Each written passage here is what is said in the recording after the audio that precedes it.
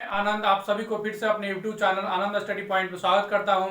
मैं आपको coordinate chapter के जो आगे का पार्ट है, पार्ट नंबर 3 में लेकर के आया हूं। पहले के 2 पार्ट अगर आपने नहीं देखा है तो जरूर देख लीजिएगा। इसका लिंक मैं आपको डिस्क्रिप्शन बॉक्स में दे दूंगा और आप सभी से अनुरोध है कि इस वीडियो को शुरू से लास्ट तक देखिएगा। चैप्टर नंबर 1 का स्टार्टिंग से मैं बता रहा हूँ। इसके पहले वाले एक पार्ट में मैंने फार्मूला बताया था, डिस्टेंस फार्मूला, और अगले पार्ट में कुछ उदाहरण सॉल्व किए थे, एग्जाम्पल सॉल्व किए थे। इस पार्ट में मैं 7.1 का क्वेश्चन करवाने वाला हूँ। ठीक है, तो आप सभी से अनुरोध है कि इस मेरे चैनल को जरूर सब्सक्राइब कीजिएगा। अगर सब्सक्राइब नहीं किए हैं तो और अपने दोस्तों को भी शेयर कीजिएगा। आप लोग का एग्जाम जल्दी आने वाला है। आपका एग्जाम का डेट घोषित भी हो रखा है, 4 मई से स्टार्ट होने वाली है। तो आप इस वीडियो को देखिए और अच्छे से पढ़ाई कीजिए। चलते हैं, स्टार्ट करते हैं आज का चैप्टर। ठीक है, तो देखिए आपका चैप्टर नंबर 10.1 का क्वेश्चन नंबर फर्स्ट जो है 3 पार्ट में दे रखा है। क्वेश्चन नंबर फर्स्ट का पार्ट ए जो है उसमें बोला गया है कि 2 पॉइंट, एक पॉइंट पी है, एक पॉइंट क्यू है। ठीक है, पी का भी कोऑर्डिनेट दे रखा है और क्यू का भी कोऑर्डिनेट दे रखा है। ठीक है, तो आपको पी और क्यू के बीच का डिस्टेंस पूछा जा रहा था। बहुत ही आसान क्वेश्चन, इसमें आप डिस्टेंस फार्मूला लगाइएगा। ठीक है, तो मान लीजिए कि पी पॉइंट ए हो गया, पी का कोऑर्डिनेट 2 और 3 है और क्यू का कोऑर्डिनेट 4 और 1 है। ठीक है, तो आप इसके 2 पॉइंट के बीच का आपको डिस्टेंस पूछ रहे हैं। पी हो गया, यहाँ एक क्यू हो गया, इसके बीच में कितनी डिस्टेंस है। ठीक, तो आपको डिस्टेंस फार्मूला आपको पता है, मैंने आपको पहले ही बता रखा है कि रूट अंडर x2 का whole square, x1 minus x2 minus x1 का होल स्क्वायर प्लस में y2 माइनस में y1 का होल स्क्वायर। ठीक है, तो आप इसमें x2 कौन सा हो, x2 किसी को x1 या किसी को x2 ले सकते हैं। अगर आप इसे x2 लिए हैं तो इसको y2 लीजिएगा, इसे अगर आप x2 लीजिएगा तो आप इसको y2 लीजिएगा। ठीक है, तो मैंने इसको x2 और इसको y2 लिखा। ठीक, तो x2 यहाँ पे क्या है आपका 4 हो गया और x1 आपको क्या हो गया, आपका 2 हो गया। ठीक है, तो इसका स्क्वायर प्लस में y2 कौन सा हो गया, 1 हो गया, और y1 क्या हो गया आपका 3 हो गया। तो इसको आप स्क्वायर करेंगे तो आपका कितना आ जाएगा, ये आपका आ जाएगा 2 का स्क्वायर प्लस में आपका -2 का स्क्वायर। जब इसे आप सॉल्व करेंगे तो ये कितना हो जाएगा आपका, ये देखिए 2 का स्क्वायर 4 और -2 का स्क्वायर भी कितना होगा 4। इसका मतलब आपका ये कितना होगा रूट अंडर 8।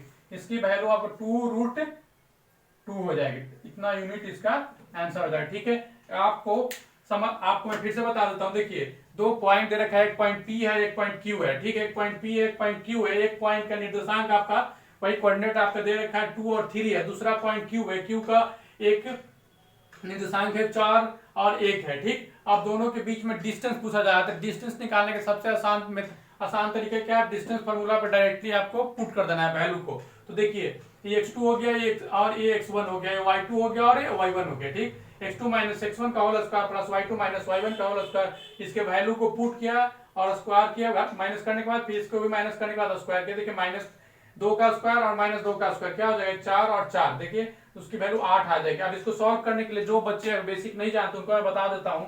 आप इसको फैक्टराइज करोगे कितना हो जाएगा 2 इंटू 2 इंटू 2।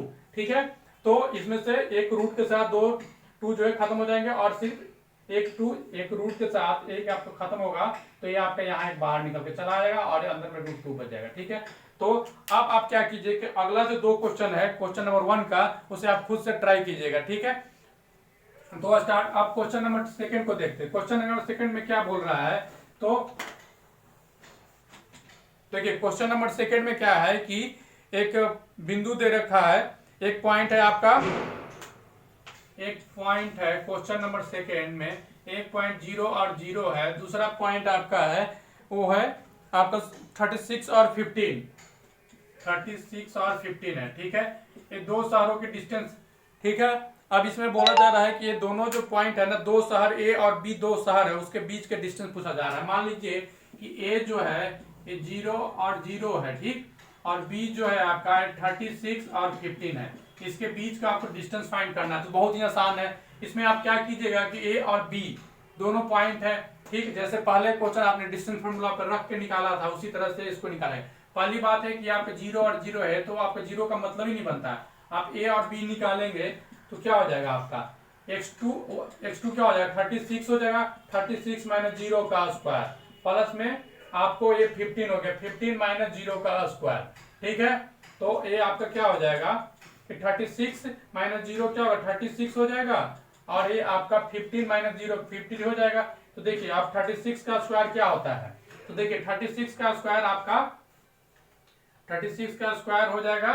अब 36 का स्क्वायर की जो 36 का स्क्वायर आपको क्या हो जाएगा कि, तो देखिए 36 इंटू 36 का स्क्वायर कीजिएगा तो ये आपका आ जाएगा 1296, ठीक है। और ये आपका 225 हो जाएगा। जब इसे आप ऐड करके जो भी आएगा आंसर वही आपका आंसर हो जाएगा, ठीक है। तो आपका क्वेश्चन नंबर 2 बहुत ही आसान था। अब चलते हैं नेक्स्ट क्वेश्चन की तरफ, ठीक है। तो नेक्स्ट क्वेश्चन में क्या है, क्वेश्चन नंबर 3 में आपको बोला गया है कि एक 3 पॉइंट दिया गया है। मान लीजिए कि एक पॉइंट P है, एक पॉइंट Q है, एक पॉइंट R है आपका। तो एक पॉइंट आपका 1, 5, 1 और 5 है, पॉइंट Q है आपका 2 और 3, और पॉइंट R है आपका -2 और -1। अब पूछा जा रहा है क्या ये तीनों पॉइंट जो है क्या एक संरेखीय है या कोलिनियर है। आपको बताना है कि क्या कोलिनियर है या नहीं है। हिंदी में इसको संरेखीय बोला जाता है, एक लाइन में। कोलिनियर का मतलब ये हुआ एक पॉइंट यहाँ, एक पॉइंट यहाँ, एक पॉइंट वहां, तीनों एक ही लाइन पे होने चाहिए, ठीक है। तो यह है या नहीं है। तो देखिए अगर मान लीजिए कि ये पॉइंट आपका P है, ये पॉइंट आपका Q है, ये पॉइंट आपका R है, ठीक है। तो P पे क्या, P का कोऑर्डिनेट 1, 5 है, Q का कोऑर्डिनेट 2 और 3 है, और एक कोऑर्डिनेट क्या -2 और -1 है। देखिए अगर वह ये तीनों लाइन अगर सिमिलर होंगे, सिमिलर बोलने का मतलब एक लाइन में होंगे, कोलिनियर होंगे, तो क्या हो जाएगा PQ प्लस में QR जो होगा वो इक्वल टू PR होगा, ठीक है। इसको जो है इस यहाँ से यहाँ का डिस्टेंस को ऐड कर देंगे और यहाँ से यहाँ का डिस्टेंस को ऐड कर देंगे, तो टोटल डिस्टेंस जो होगा वो इसको इक्वल होना चाहिए। अगर ऐसा होता है तो कोलिनियर होगा, अगर ऐसा नहीं होता है तो कोलिनियर नहीं होगा। तो हम क्या करेंगे, तो हमको क्या करना पड़ेगा कि अलग अलग जो भी है, अब इसको हमको पहले क्या करना पड़ेगा कि P R के बीच का डिस्टेंस निकालना पड़ेगा। किसका, P और Q का डिस्टेंस निकालेंगे। फिर क्या करेंगे आपको कि Q और R का डिस्टेंस निकालेंगे। फिर क्या होगा, P और R के बीच का डिस्टेंस निकालेंगे। इसके बाद ही हमें पता चलेगा कि ये कोलिनियर है या नहीं है, ठीक है। तो अब हम क्या करते हैं कि P और Q के बीच का अगर हम डिस्टेंस निकालते हैं तो देखिए P और Q का डिस्टेंस कैसे निकालेंगे, तो डिस्टेंस फार्मूला पे रखेंगे। तो इसका क्या होगा, डिस्टेंस फार्मूला आपको पता है क्या होता है, x2 - x1 का स्क्वायर प्लस में y2 - y1 का स्क्वायर, ठीक है, रूट अंडर में, ठीक है। तो अब क्या होगा कि इसका क्या होगा, x2 आपका ये हो गया 2 - 1 का होल स्क्वायर प्लस में 3 - 5 का होल स्क्वायर, ठीक। तो इसे सॉल्व करने पे क्या आएगा, इसको आप सॉल्व करेंगे तो ये आपका आएगा 1 का स्क्वायर प्लस में -2 का स्क्वायर, तो ये आपका हो जाएगा 1 का स्क्वायर प्लस में 4, तो रूट अंडर 5 हो गया, ठीक है। रूट अंडर 5 यूनिट होगा कितना, PQ का स्क्वायर। इसी तरह से हम QR का स्क्वायर निकालेंगे तो ये आपको कितना आएगा, रूट अंडर -2 का होल स्क्वायर प्लस में -1 - 3 का होल स्क्वायर। जब इसे आप सॉल्व करेंगे तो ये कितना आएगा, ये आपका हो जाएगा -2 - 4 बन जाएगा। तो और ये आपका क्या हो जाएगा, -1 और -1 देखिए ये आपका यहाँ क्या 11 है, ठीक है, ये 11 है यहाँ, ठीक। तो -1 - 11 - 3 इसको जब आप स्क्वायर करेंगे तो ये आपका कितना आ जाएगा, तो 1 to 1, तो इसे आप सॉल्व करेंगे तो कितना आ जाएगा, रूट अंडर, इसको ऐड करने पर रूट अंडर 212 होगा, ठीक है। आप इसको फिर कैलकुलेट करेंगे तो आप इसको प्रोडक्ट, इसको जब आप फैक्टराइजेशन करेंगे ना तो ये आपका आ जाएगा रूट अंडर 2√53 हो जाएगा। कितना हो जाएगा, 2√53। आप खुद से कैलकुलेशन कर लीजिएगा। इसी तरह से हम PR का डिस्टेंस निकालेंगे तो PR क्या हो जाएगा, आपको मान लीजिए कि 1 का 1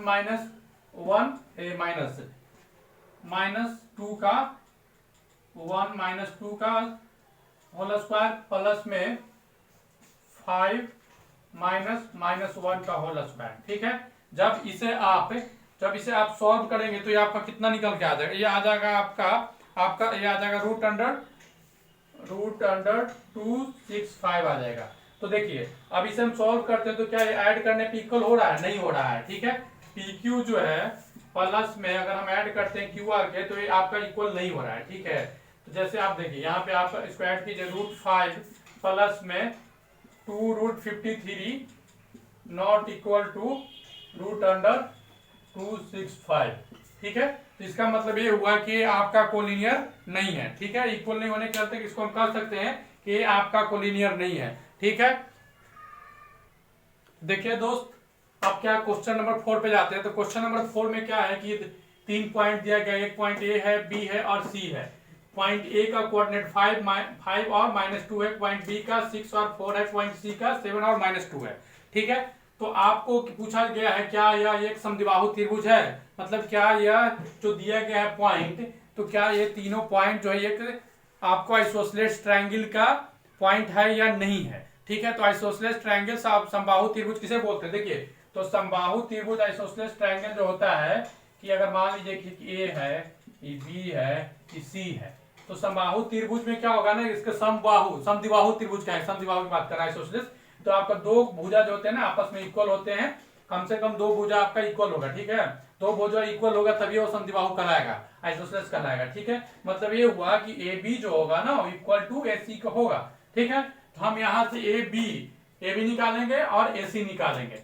ठीक है, और बी सी भी निकालेंगे। ठीक, तो अब यहाँ पे हम ए बी ए सी और बी सी निकालेंगे तो हम देखेंगे क्या यह इक्वल है या नहीं है। ठीक, तो हम ए बी अगर निकालते हैं तो क्या होगा, ए बी आप निकालोगे तो रूट अंडर डिस्टेंस फॉर्मूला में पुट करोगे तो 6 - 5 का होल स्क्वायर प्लस में 4 - -2 का होल स्क्वायर। ठीक है, तो इसे आप सॉल्व करोगे तो क्या हो जाएगा, 1 का होल स्क्वायर, 1 का होल स्क्वायर प्लस में क्या हो जाएगा 4 - प्लस 4 और 2 6 हो गया, 6 का स्क्वायर। ठीक है, तो 1 का 1 हो जाएगा, यहाँ पे आपका 36 हो जाएगा, इसकी वैल्यू रूट अंडर 37 आया। ठीक है, तो ए बी जो है 37 है, तो हमें ए सी को भी 37 रूट अंडर में आना चाहिए। ठीक है, तब ये इक्वल होगा। तो हम यहाँ से क्या करते हैं, इक्वल हमको इक्वल होगा तब ये हम मानेंगे कि ये है या नहीं है। या ऐसा भी हो सकता है, या तो ये इक्वल हो जाए, चाहे ये इक्वल हो जाए, ये इसके साथ ए बी इक्वल हो जाए, A B B C equal हो जाए, चाहे दोनों, मतलब कोई भी दो जो है ना, कोई भी दो साइड इक्वल होना चाहिए। ऐसा नहीं है कि ये ए सी बी इक्वल हो तभी होगा, ये बी हो जाएगा तब भी हो जाएगा,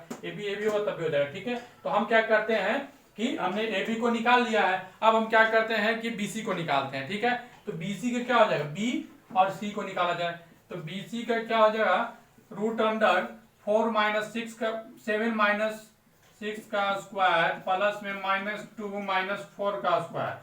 ठीक है, जब आप इसे सॉल्व करोगे तो आपका आ जाएगा 1 का स्क्वायर प्लस में माइनस प्लस हो जाएगा और 6 हो जाएगा, 6 का स्क्वायर करेंगे तो ये 36 आ जाएगा। मतलब ए बी आपको कितना आ गया, रूट 37 हो गया। इसका मतलब क्या हुआ कि आपको ए बी जो है इक्वल हो गया किसके, A B equal to B C हो गया, A B equal to B C हो गया। ठीक है, अब हमको क्या करना पड़ेगा कि ए सी भी निकाल के चेक करना पड़ेगा। ठीक है, नहीं तो अगर मान लो तीनों इक्वल हो जाता है तो क्या हो जाएगा, ये आपको समबाहु हो जाएगा। ठीक है, तो हम ए सी भी निकालते हैं तो ए सी के बराबर ए सी इक्वल टू क्या हो जाएगा, रूट अंडर ए सी को जब निकालेंगे तो रूट अंडर 7 - 5 का स्क्वायर, 7 - 5 का स्क्वायर, 7 - 5 का स्क्वायर प्लस में 7 - 5 का स्क्वायर प्लस में आपका -2 प्लस 2 का स्क्वायर। जब इसे आप कैलकुलेट करोगे तो ये आपका निकल के आ जाएगा 2 और यहाँ से 4 0। ठीक है, तो ये आपको जब कैलकुलेट करोगे तो आपका आ जाएगा ये 4 प्लस 0, मतलब इसका वैल्यू रूट सिर्फ 2 यूनिट आएगा। ठीक है, तो क्या हो गया, A B equal to B C equal not equal to a c. ठीक है, इस तरह से प्रूव होता है कि एक जो तीनों पॉइंट दे रखे थे, एक किसके पॉइंट थे, तो ये आपको तीनों के तीनों पॉइंट आपको एक आइसोसेलेस ट्रायंगल के थे, समद्विबाहु त्रिभुज के थे। ठीक है, तो देखिए दोस्तों, आपको मैंने 4 तक करवा दिया और जो नेक्स्ट जो क्वेश्चन है मैं अगले वीडियो में करवाऊंगा, क्योंकि नहीं तो ये वीडियो बहुत ही ज्यादा लंबा हो जाएगा। ठीक है, तो आप सभी से अनुरोध है कि इस वीडियो को आप देखिएगा, शुरू से लास्ट तक देखा, इसके लिए बहुत बहुत धन्यवाद। और आप इस मेरे चैनल को सब्सक्राइब कीजिए और अपने दोस्तों के भी शेयर कीजिएगा। ठीक है, तो बहुत बहुत धन्यवाद। ठीक।